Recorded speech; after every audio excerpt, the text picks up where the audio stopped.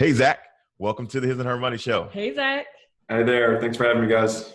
We are glad to have you here because you have paid off an immense amount of debt and you are here to share exactly how you were able to do that and hopefully encourage some other people to follow along in your footsteps.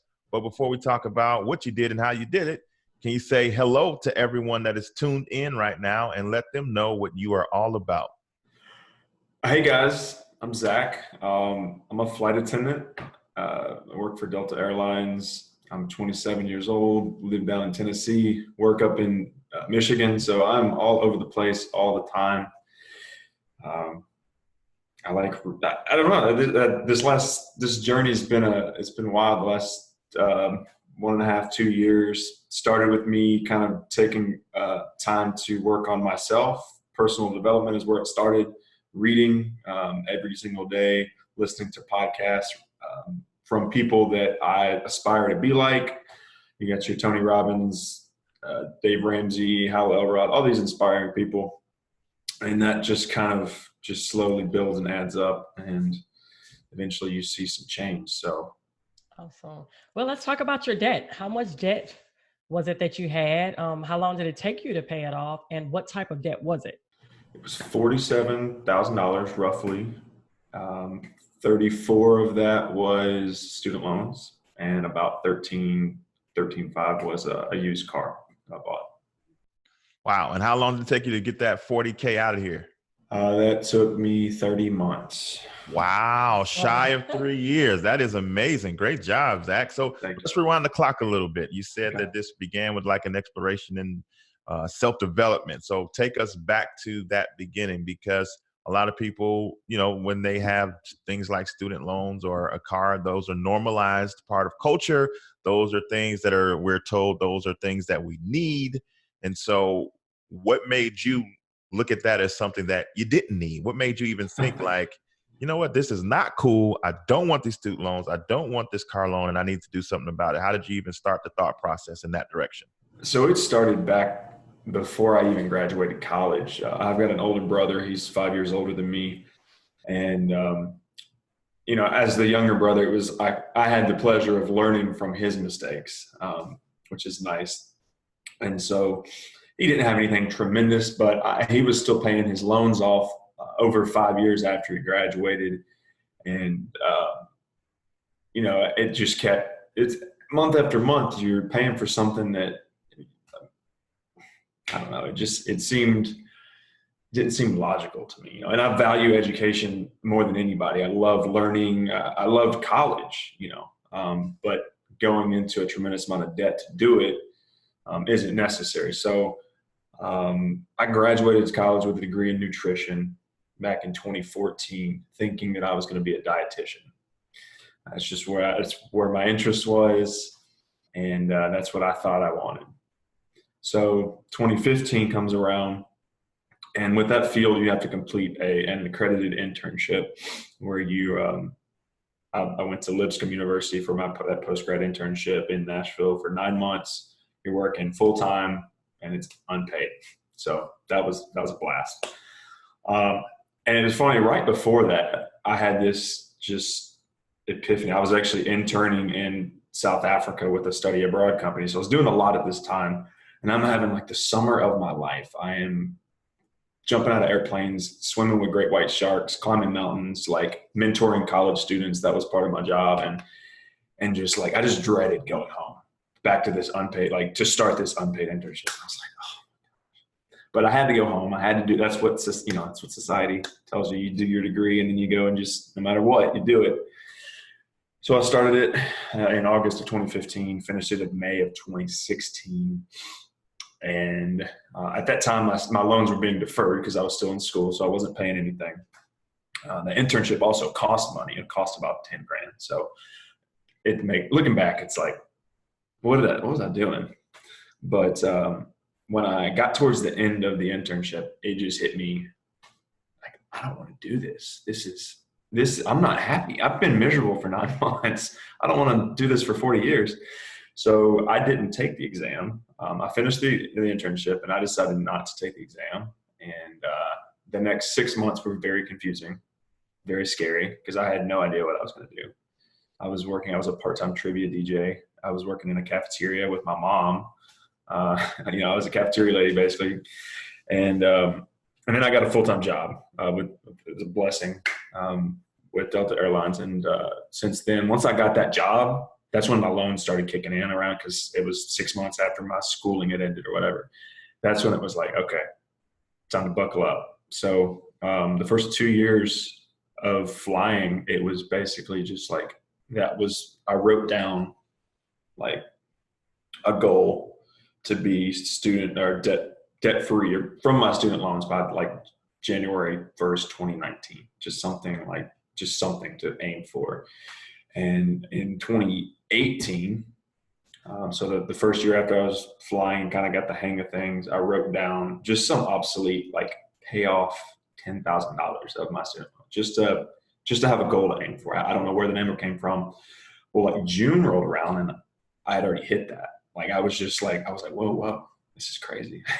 Okay, so let's up it. Let's see what we can do. So I just buckled down. I was working as much as I could, working holidays, weekends, everything. And then I started to see the light at the end of the tunnel, at least with the student loans.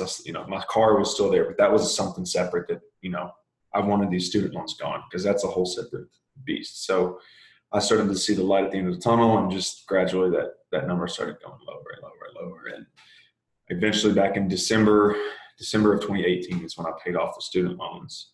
And then I looked at my car and I was like, okay, I just paid off $34,000 in like a year and a half. This car's nothing. And I paid the car off in April of this year, 2019. So it feels good. It's amazing. So my question for you is, what even allowed you to start that journey? Was it that you saw someone else do it? Like what, provoked you to say, man, I'm going to pay off $10,000 by this date? Like, where did that first thought come from? So two things. Well, one, being from Nashville, Dave Ramsey's everywhere. Like that's because he's based in Nashville and everyone's talking about him and everything. So I'd heard about him. And during that first year of flying, when I started reading, one of the books was The Total Money Makeover that I read. And it just kind of gave me a little bit of hope. Like, okay, if you just follow these steps, if there's a proven method to doing this, that you can pay off this debt. And then the more I read a bunch of other financial books that were nothing like, even nonfiction, or rather fiction book, The Richest Man in Babylon. I can't think of it off the top of my head. That was a good book. Just started reading, and it just kind of made me realize that the best person that I can be is someone who is debt-free and who's not, if I have my finances in order, then I wasn't waiting until I had everything paid off to start working on myself, obviously, but that was a huge idea of mine, is that if I'm debt-free, then I can really focus on my health, my relationships, more bigger goals and things like that. So something about, and just there's a Bible verse that says the slave, or the borrower is slave to the lender.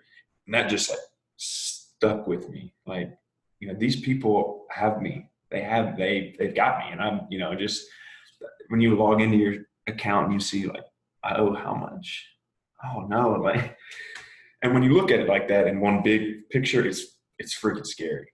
But when you break it down, just like, okay, I can pay this off by this date. If I pay an extra $500 a month to do that, I need to work an extra X amount of hours. And then you can just start marking off your little bill. So talk about some of the strategy that you put into place to make this happen, because you paid off $40,000 in less than 3 years, which is phenomenal. Yeah. But you at one point were, like you said, jumping out of airplanes and swimming with great white sharks. Yep. And you have all these adventures going on. You come back to a mundane situation, but I'm sure that it had to be like a total, before the financial change can happen, you had to change the way you thought about money, the way that you interacted with your money. Talk about that process. For a lot of people, they know they should get out of debt. They've heard, like it's a good idea, and they even heard that Bible verse, the borrower is slave to the lender. They heard it on Sunday morning, but yet they get stuck with thinking whether or not they can do it, even allowing themselves to go there mentally. How did you do that? I think it starts with getting out of your comfort zone. That was something, even back in college. So before I was even paying my debt off, I was working 3, sometimes 4 jobs. You know, I was trying to build, like, stack my bank account to where I know these loans are coming. It's like a squirrel that knows winter's coming. It's storing up these nuts. So I was busy all the time. I was working all the time, you know, and it was uncomfortable at times. You know, I was exhausted and whatnot, but it starts with getting out of your comfort zone and doing things that go against the status quo, right? So I currently still, because I've got other goals, it doesn't make any sense for me to have a place of my own right now where I'm at in my career with my schedule as much as I'm traveling. So I stay with my parents when I go home. We've got some land out in Nashville. My brother lives next door to them. My grandmother lives next door to them. So my whole family's on a big plot of land, and it's just kind of our thing. So that took a little bit of, I had to swallow my ego, really, because like when I'm 27, I tell people I live with my parents. It used to be like, yeah, I love to live with my parents. Like, you know, and it's like, oh, and they're probably thinking like, oh, like he's a baby or whatever. But it's like, you know what? Your life is your life. My life is my life. And, you know, this has allowed me to pay off a buttload of money. And when I do travel up to work, like actually right now I'm in Michigan, we have in the airline industry, it's called a crash pad. Basically, we're in and out so much that hotel costs can really stack up when we have to pay for our own hotels. So whenever I'm off and can't go back home to Nashville, I stay at this crash pad. It's a house with a bunch of flight attendants in, and I pay like $200 a month. And basically living in the basement, but I've got the whole basement to myself. And so my truck back home, which I've driven since college, first week I was driving, it put a massive, massive dent in it. I hit a concrete. I didn't know how to park it because I went from a tiny little Jeep to an extended bed truck and didn't learn how to swing out before you pull in. And anyway, put a dent in the truck. So it's looked ugly for like a long time, but it still drives. It's got 250,000 miles on it. It still works. And a lot of people are so quick to go out and rush and buy the newest iPhone. I got this. This is an iPhone 6S. I got this on an upgrade. So it wasn't even like it was like part of the package that I was, like 4 or 5 years ago. And it's in the original case that is peeling off. It's cracked. But to me, it doesn't matter. Like, I don't need the new when it's new. I don't buy a lot of clothes. I wear a lot of athletic gear that's cheap and I've had for years. Really, food is what I spend the most money on. But that's a whole different topic. I love it. Well, we still have the iPhone 6S as well. We do. Yep. And it works just as good. And it's like, hey, we can take that money and throw it at something else. So I love that mindset of not always having to have the best, or the most current thing. There's nothing wrong with having those things. Nope. But hey, when you have goals in mind, it's okay to say, you know what, let's delay that a little bit. So talk about, I think that you brought up a very good point. I think back in the day, years ago, in my opinion, I felt like people did used to look down on those who still said, oh, I live with my parents. But now I think it's becoming more the norm, because I really think and feel that, becoming debt free or even the student loan crisis has really changed, that now. So talk about, how did you approach your parents? Because there's somebody listening, it's like, okay, that might be a thought. Here it is. I was holding on to a lot of pride saying, you know what? No, I cannot go back home with my parents. But how did you approach your parents with the conversation? Did you let them know that you were getting out of debt and mom and dad, I need to come back? Like, how was that conversation like? So I feel like my situation is a little unique because of the family dynamic, how I said, where everyone lives basically on the same land. We share one big driveway. So it's like, it's kind of the way it's always been. So I left when I graduated college. I came back knowing that I was going to start this internship the next year. So that was just kind of like what we all expected to happen, and the fact that the internship was unpaid, my parents approached me and said, like, you can stay here. All we need you is to help around the house.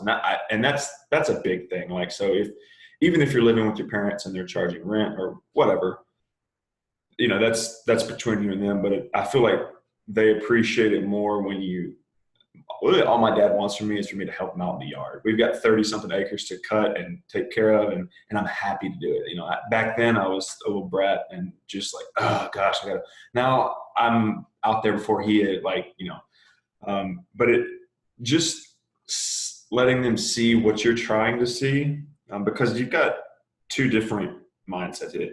I'm assuming a lot of people listening to this are probably millennials.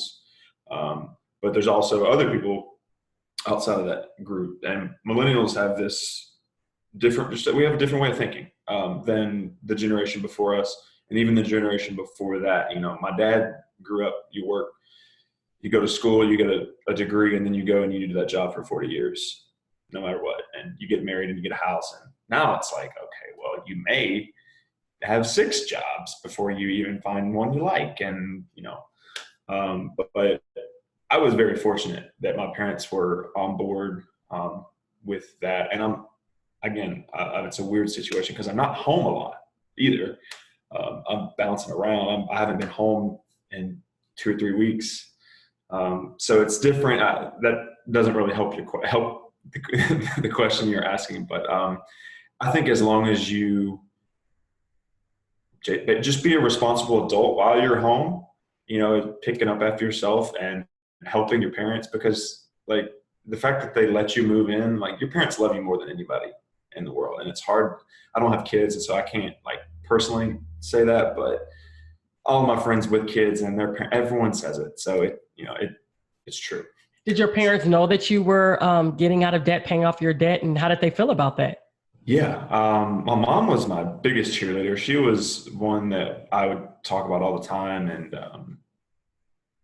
she would, you know, encourage me and whatnot. And I told my dad as well, but me and my mom talk more.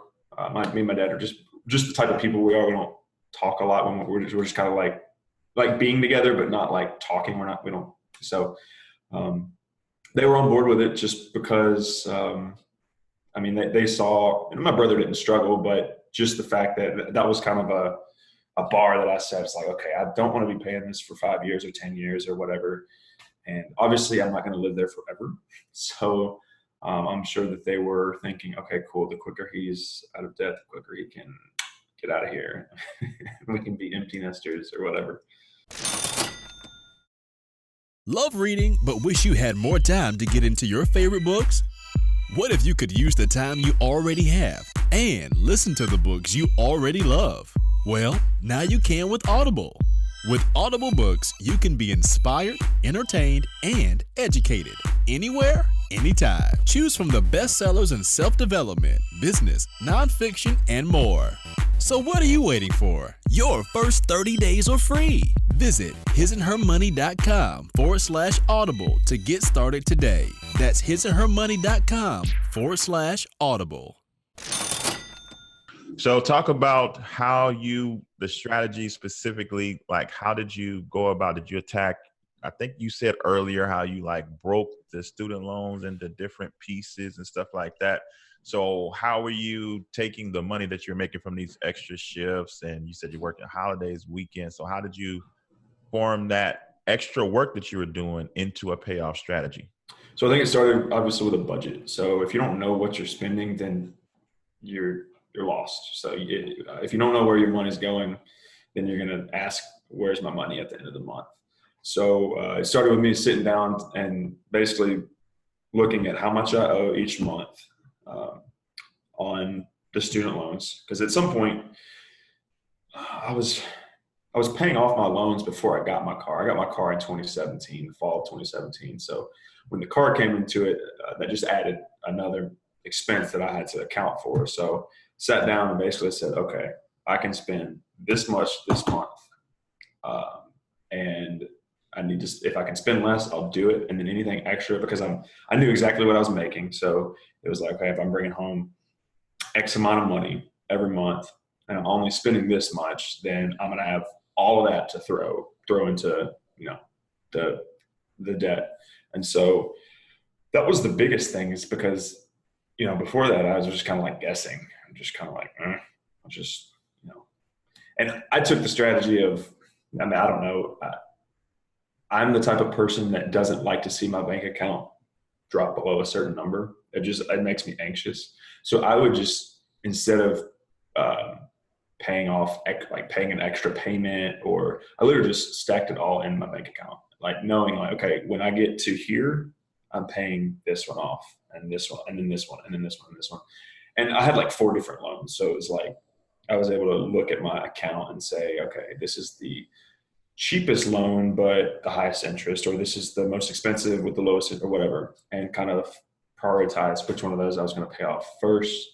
And that really helped, is just breaking it down and physically writing something down, like with a pen and a piece of paper, and looking at it all the time, thinking about it all the time. When you wake up, look at that number. When you go to bed, look at that number, because that's going to program the way you think, the way you view this. Because if you're sitting there and you tell yourself, oh, this is impossible, I'm never going to do this, you're right. Like, for me, at least, I was very optimistic about all of it.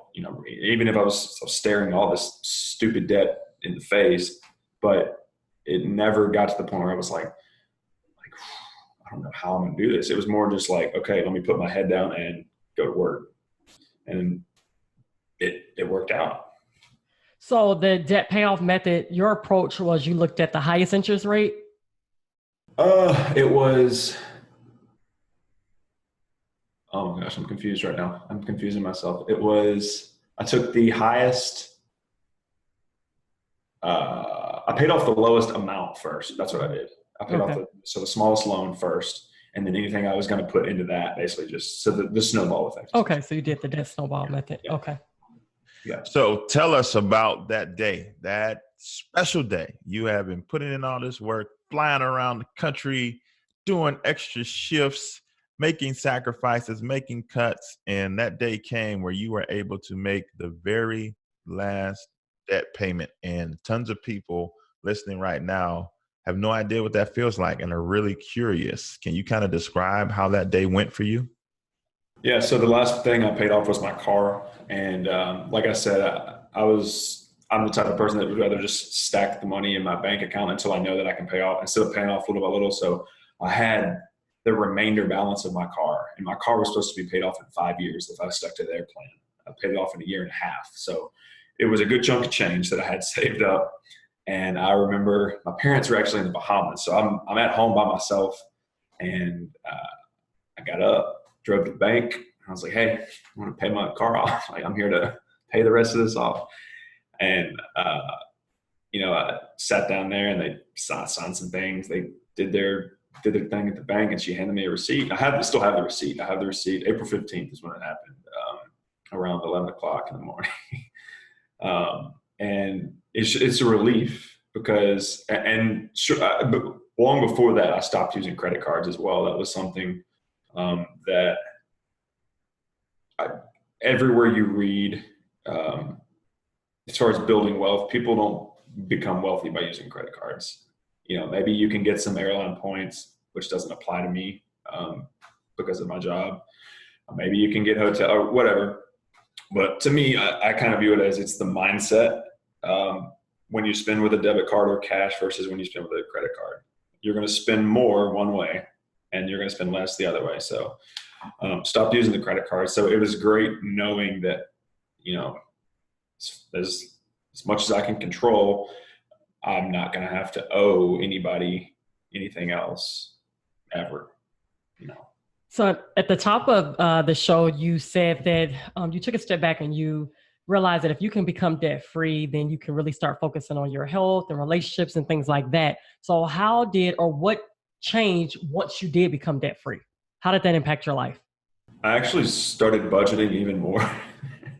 I downloaded a budgeting app, and I actually pay attention to it more often than I did. It's just a relief. Knowing that I still live in this crash pad. I still live at home. Nothing much has changed from the way I live, which I think is important, because if you get debt free and then you go out and just do stupid stuff and, then you end up right back where you. I've seen that happen. People go, "Oh, I'm debt free," and then they go finance a car. Like, no, that's not the point of you being debt free. Because once you're debt free, then you can build wealth, and that's what I'm focused on right now. As soon as I was debt free, I upped my 401k percentage to a good healthy amount, and now I'm actually saving for a house or something to live in that would be my own. So every month I'm kind of taking away a certain amount set aside for that, which I wouldn't be able to do successfully or effectively if I was still paying $400 or $500 a month in car payments or student loans. So you said this journey began with some desire for self-development. So what have you learned about yourself as a result of going through this journey? Good question. I learned that when I focus on something and write it down, that I'll do pretty much whatever it takes to get there. Even if it's uncomfortable, even if it's, if I believe in what I write down. So I've written down some things that I wrote them down as kind of like I felt like I should write them down. Like, oh, I want to make $100,000 this year, but like, I don't believe that. Right. So that doesn't have the same effect. But when I was able to write down a goal that I believe in, I could knock that out. And I found out that I don't mind living differently than other people. There's a lot of things I do that make no sense to normal people. I take cold showers. I just, the fact that I'm a flight attendant, like everything's unique, you know? And so I don't care what the Joneses are doing. The Joneses are broke, right? So I don't care about your Ferrari, or sure, those are great cars. That's awesome. Or whatever. My little Ford Fusion gets me from point A to point B, and it has Bluetooth. So,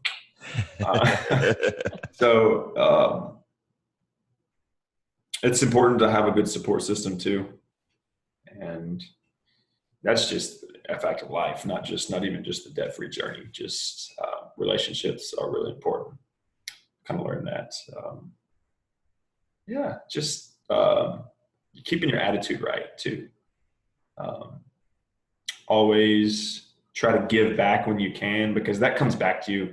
When you have an attitude of gratitude and thankfulness, that's going to change the way you think about everything. And that's always going to come back to you. So like, you can wake up and complain or think, I have to go to work or whatever, or you can wake up and be grateful that you're seeing another day, or you're thankful. I try to wake up. I don't do this every day, but I try to remember when I wake up every single day, I say, thank you, God, just to start myself off in a attitude of thankfulness. And that usually rolls forward throughout the day. So. Now, you said you had a close-knit family. So what was their response, or your friends' response, once you actually crossed that finish line and told them that you did it? They were thrilled. They were very happy, very proud of me. My birthday was just after I paid it off. So we had a little family get together, and it was great just sitting around talking to the grandparents, and they all just the typical grandparent thing, and mom and dad too.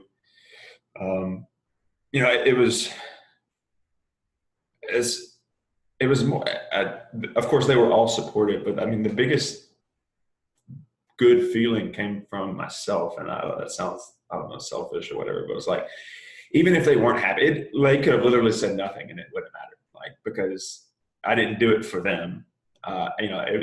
This was something that was going to make my life better. And of course it's going to, ripple over into that. I'm actually, talking now.